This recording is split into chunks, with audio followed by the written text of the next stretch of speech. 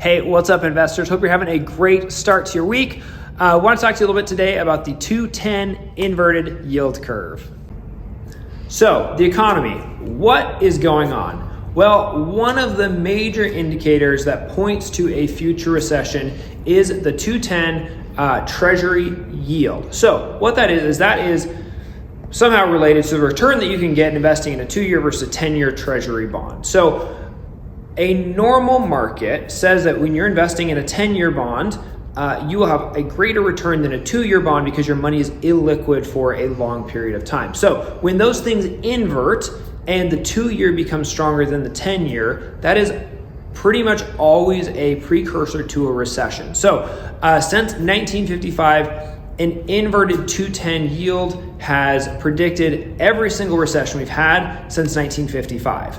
That yield has become more and more and more inverted. So I have a link below. I think it's going to kind of help explain this a little bit, but really what we're seeing is that we are heading for some sort of economic break. So what we're hearing from the media, what we're hearing from the president, what we're hearing from the Fed, and even from the CPI report is that things are starting to get better, that we're heading for this soft landing, that everything's okay, and that they have everything under control. I am not buying it. What I'm seeing based on everything in the economy, especially including that 210 Treasury yield, it looks to me like we are heading towards an economic cliff.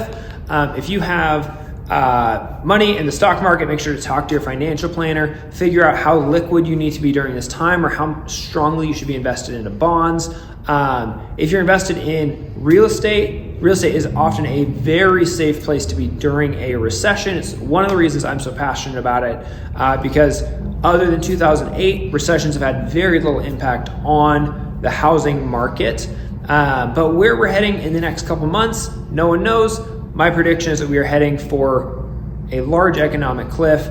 The stock market is going to fall and take quite a while to recover. I think interest rates are going to go up, which is going to have negative pressure on pricing in homes. But for those who just stay steady, most likely interest rates will come down within the next 12 to 18 months. We will return to a semi-normal housing market.